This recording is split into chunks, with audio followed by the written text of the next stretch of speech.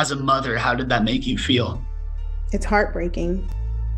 It made me feel completely helpless. My son has not been convicted of anything, and the jail they make their own rules. YNW Melly back in court today. His attorney saying the state has not given enough evidence to this point to keep him in jail, but prosecutors say they have proven plenty that shows he needs to remain behind. The judge finally revealed the new release date for YNW Melly, and it went viral online. It began when it was revealed that the judge had given the Broward Sheriff's Office until December 16th to provide an explanation for why YNW Melly shouldn't be released from prison, asking for a 10-day extension if no explanation was provided. Provided that W. Melly would be released from prison after the extension, but it should never have been approved since, as Boy claimed, the federal government is doing anything they want with W. Melly, and he is powerless to protect himself. They're putting even more charges on him, and then when they want you, they want you. I knew they wanted him bad when they waited for that law to get passed. So it'd be 8-4. Oh, right, yeah. You know, they waited all the way till that law got passed to take him to trial. Yeah, he was in jail for what, 2 years, 3 years? Yeah, they could have been took you to trial. You're right. They waited till that law got passed and took him to trial a couple months later. When they want you, man. Just don't see how he didn't get a bond after a fucking mistrial. Yeah. That made me like, God damn. Yeah. Like, after a mistrial, that doesn't happen, really. Since YNW, Melly's release date was set for December 16th, but this has been her reality for the past 5 years. With the federal government doing whatever they want to him, it is now Melly's mother's turn to sue the county jail in order to have her son released for Christmas. A report would explain why. Melly is requesting immediate release from prison after suing the Broward Sheriff's Office for inhumane treatment. He also alleges that they have denied him access to talk to family in 3 years, as he would also be shared from that interview. In that same interview, Melly's mother rants about how Melly was granted a mistrial, effectively beating the case, but he is still kept behind bars. He is also prohibited from using a phone or even looking at his own mail, and she presents a troubling picture of Melly's life in jail, making it seem like he won't last much longer. She uses this as justification to get Melly out of jail by Christmas. My son has not been convicted of anything, and even other inmates that have been convicted or anything, they have the right to use a telephone. They have a right to be allowed to write letters to their loved ones, to receive their mail. They hold his mail, they don't give it to him. Following this revelation, Charleston White responded by saying that Melly shouldn't be getting any special treatment and that this is how he should live. He should be living like that because he committed a major crime and is a well-known rapper with a lot of money. The YNW Melly, I'm so happy he in jail getting mistreated. Yeah, I'm so happy he in jail getting mistreated, homie. Homie, when you take a life,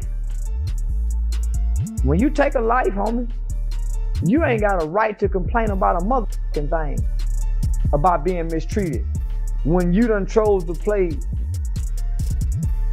somebody. But this caused Melly's mother much distress. Jamie King would continue to divulge that she is. Her son is not even receiving humane treatment in a jail, and she is heartbroken for him and feels powerless. You saw Melly's statement just saying how he's been hurt, how he's scared for his life. As a mother, how did that make you feel? It's heartbreaking. It made me feel completely helpless.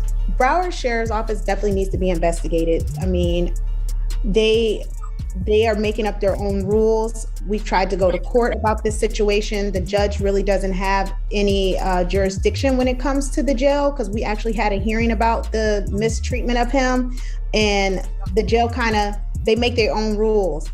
And I don't think that's fair, because I know that they need to answer to someone. Since his mother is outside of jail, just as YNW Melly has been going through it, even Boy would.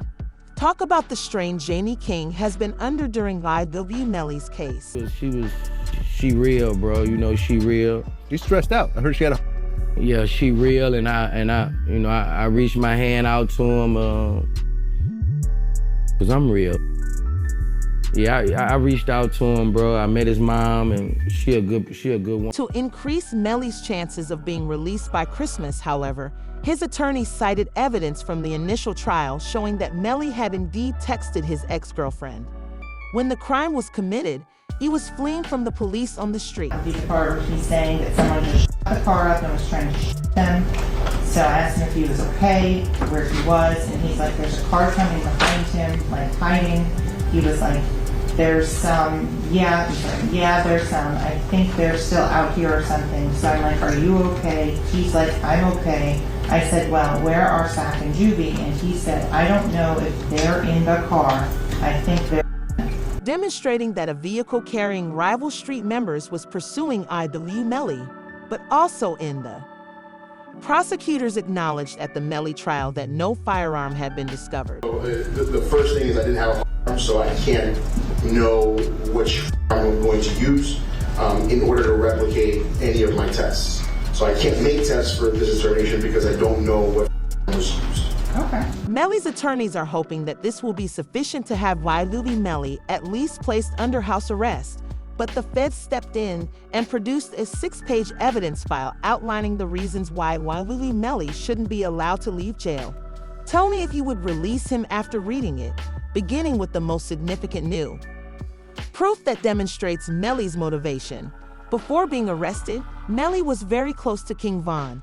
A rogue old block member recently revealed a secret that Melly allegedly told King Von while seeking counsel from him on how to deal with the scenario in which your two best friends are pursuing you for money. Did Von really tell you that Melly told him that he was two friends? He ain't come out and say, like, we got into an argument. And so, you know, if you know, when people could say something without saying it. And so he told me, like, once I posted what I posted, Von was mad at me. Bro, why you put up there, bro? Walk the bam. I'm like, you sitting up here, like, you know the love we got. You do this for us, but you gonna trust that his two friends? And he said, them was trying to extort him. And so I'm like, if they was trying to extort him, then why are you still around? Even though the group name YNW is a registered LLC, YNW Melly and Borland would sell items, promote businesses, and play concerts in exchange for cash, which would then be sent into the YNW corporate bank account. Along with Melly and Borland, Chaser and Juvie were members of YNW. They believed that the money was divided 4 ways, although they put in little effort to earn it. However, if you are aware of King Von's history and his approach to situations, as you can probably imagine, V would have instructed Melly to handle it as he didn't want to supposedly divide the money. This was the piece of evidence that the prosecutors were missing at the initial trial, which is what the motivation was.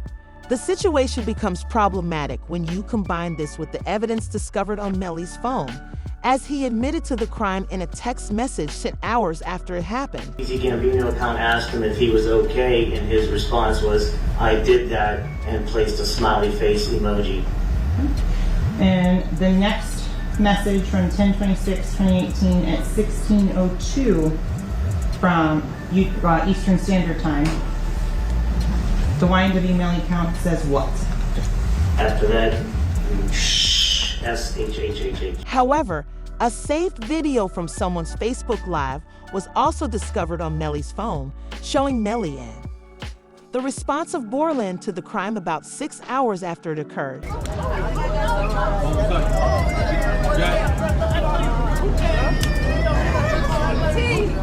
Melly still turned regardless of what happened this early morning. He's still out here being very positive. Turned still. Hey!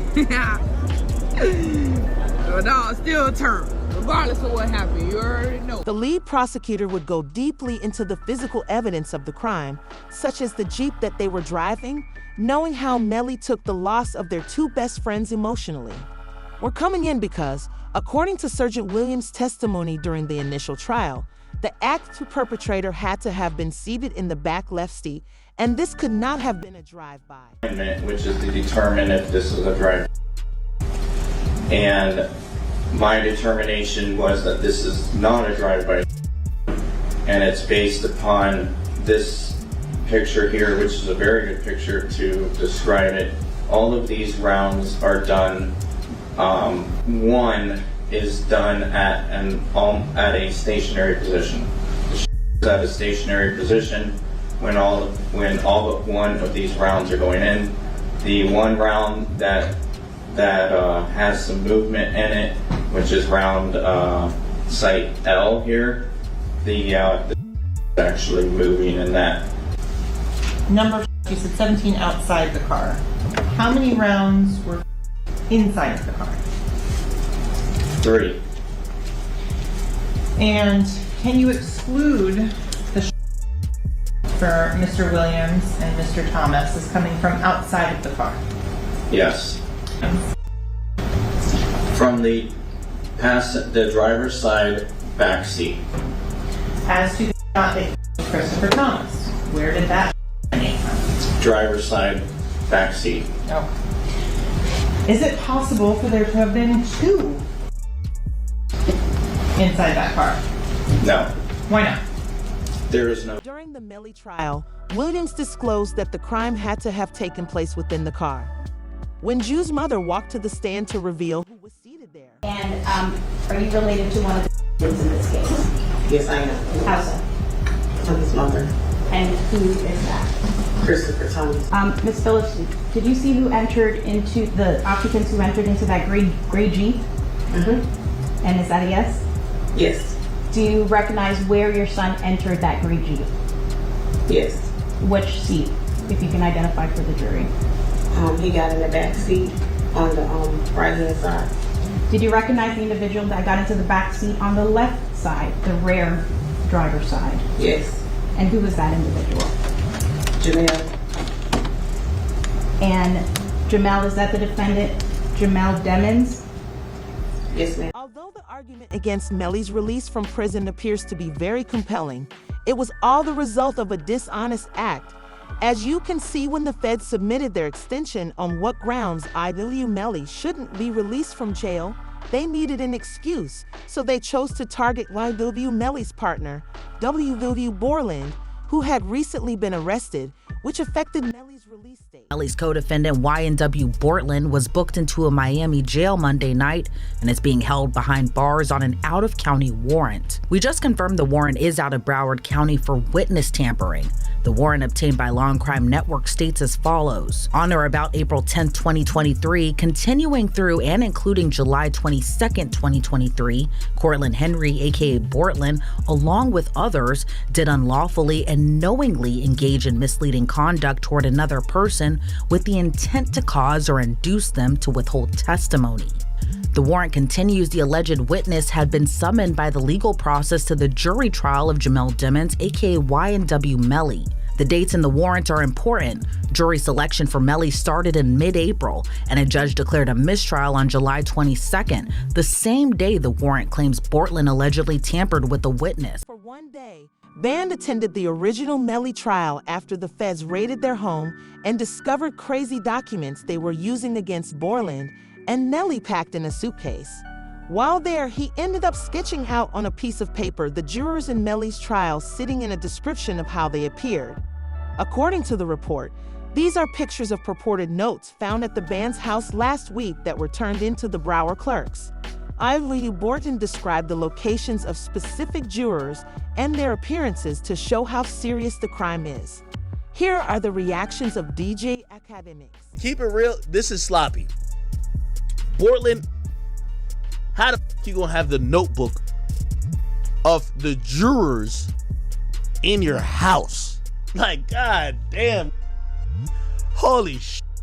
You know what I mean? Like, brother, like, come the f on. It's like doing a and having the surveillance tape in your DVD player or something like that. You know what I mean? Like, come on, bro. Like they raid your crib and the surveillance footage of the is in your DVD player. They be like, oh, okay, thank you, brother. This can't be at your crib. Say that YNW Melly received a life sentence.